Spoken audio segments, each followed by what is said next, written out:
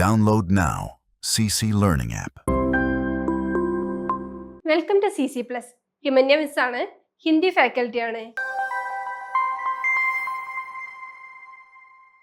നമ്മുടെ സ്ക്രീനിൽ കുറെ കുട്ടികളെ കണ്ടോ? ഇവരൊക്കെ സയൻസ് സ്കൂളിലേക്ക് അഡ്മിഷൻ നേടിയ കുട്ടികളാണ്. നമ്മുടെ CC പ്ലസിൽ വന്ന് അവർ പഠിച്ച് വിജയിച്ച് ഇപ്പോൾ സയൻസ് സ്കൂളിലാണ് പഠിക്കുന്നത്.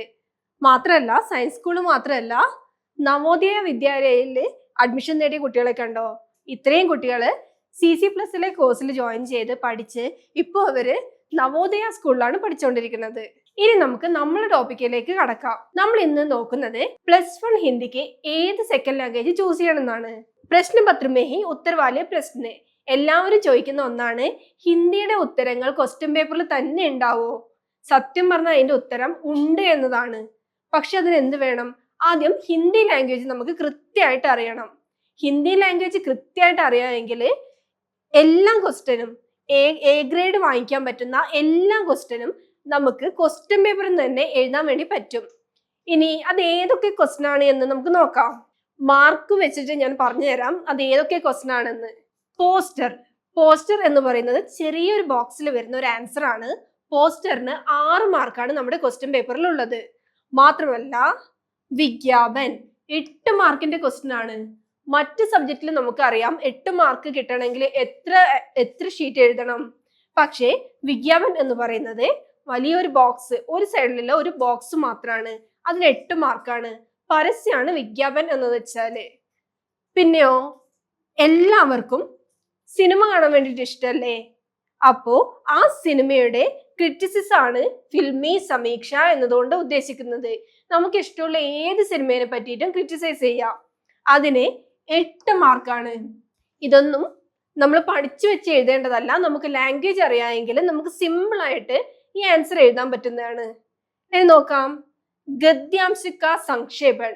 പാരഗ്രാഫ് ക്വസ്റ്റ്യൻ പേപ്പറിൽ തന്നെ ഉണ്ടാവും. നമ്മൾ എന്ത് ചെയ്യണം? അത് എഡിറ്റ് ചെയ്ത് അതിന്റെ അർത്ഥം മാറാതെ ഒരു ചെറിയ പാരഗ്രാഫ് ആയിട്ട് മാറ്റി എഴുതണം. ഹെഡിങ് എഴുതാൻ വേണ്ടിയിട്ട് മറക്കരുത്. ആ ചെറിയൊരു ഭാഗത്തിന് വരുന്ന മാർക്കാണ് 6 മാർക്ക്. നോക്കൂ, 8 മാർക്കിന്റെ 2 ക്വസ്റ്റ്യൻ, 6 മാർക്കിന് 2 ക്വസ്റ്റ്യൻ. അപ്പോൾ തന്നെ നമുക്ക് അത്യാവശ്യം സ്കോർ ഇവിടെ തന്നെ കിട്ടും. തീർന്നിട്ടില്ല, നോക്കാം. കവിതാക്ക ആസ്വാദൻ ടിപ്പണി. കവിത ബൈഹാർട്ട് പഠിച്ചു വെക്കില്ല. തന്നിരിക്കുന്ന ലൈൻസിൽ നിന്ന് നമുക്ക് സ്വന്തം ലാംഗ്വേജ് അനുസരിച്ചിട്ട് ആസ്വാദൻ ടിപ്പണി എഴുതാം. 4 മാർക്കിന്റെ ക്വസ്റ്റ്യൻ ആണ്.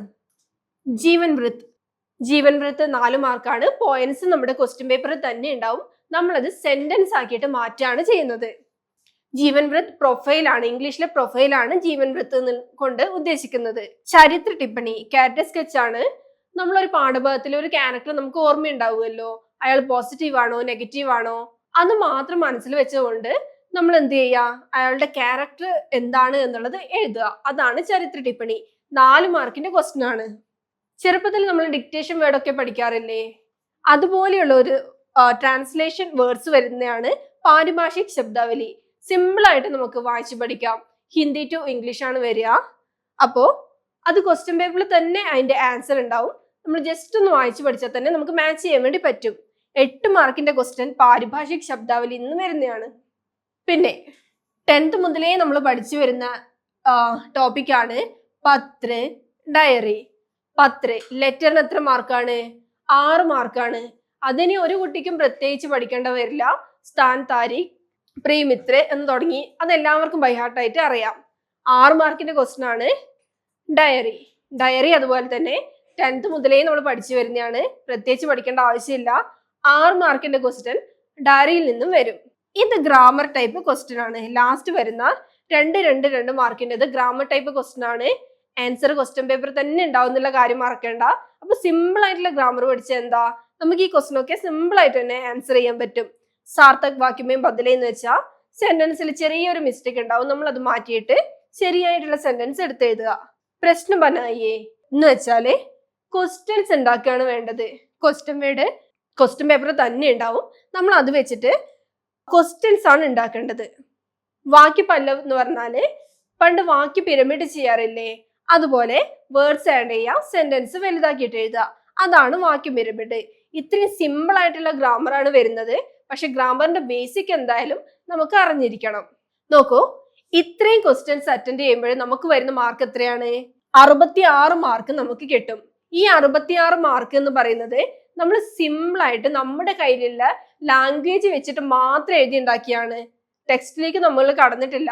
ടെക്സ്റ്റിലേക്ക് കടക്കുമ്പോൾ എന്തായാലും നമുക്ക് ഫുൾ മാർക്ക് തന്നെ വാങ്ങിക്കാൻ വേണ്ടി പറ്റും. അപ്പൊ ഈ 66 മാർക്കിന്റെ കൂടെ സി മാർക്ക് കൂടി ആഡ് ചെയ്യുമ്പോൾ നമുക്ക് 100-ൽ 86 മാർക്ക് നമുക്ക് ഷുവർ ആയിട്ട് കിട്ടും. ഈ 86 മാർക്ക് ഹിന്ദിയുടെ ബേസിക് അറിഞ്ഞാൽ മാത്രം നമുക്ക് കിട്ടുന്നതാണ്. അതിനു വേണ്ടിയിട്ട് CC+ലെ ഹിന്ദി കളരി ബാച്ച് അവൈലബിൾ ആണ്. ഹിന്ദി എഴുതാനും വായിക്കാനും അറിയാത്തവർക്കും ബേസിക് പോലും അറിയാത്തവർക്കും ഇവിടെയുള്ള ടീച്ചേഴ്സ് വളരെ നന്നായിട്ട് ബേസിക് മുതലേ ഹിന്ദി പഠിപ്പിക്കുന്നുണ്ട്. അതുകൊണ്ട് തന്നെ എല്ലാ കുട്ടികളും ഈ നമ്പറിലേക്ക് കോൺടാക്ട് ചെയ്യുക. 9496949929 ഈ നമ്പറിലേക്ക് കോൺടാക്ട് ചെയ്യുക. ഇത് മാത്രമല്ല നമ്മുടെ ആപ്പിലും വിവരങ്ങൾ അവൈലബിൾ ആണ്. അപ്പോൾ എല്ലാവരും തന്നെ അത് ഡൗൺലോഡ് ചെയ്യുക. കൂടുതൽ വിവരങ്ങളുമായിട്ട് അടുത്ത വീഡിയോയിൽ കാണാം. ധന്യവാദ്.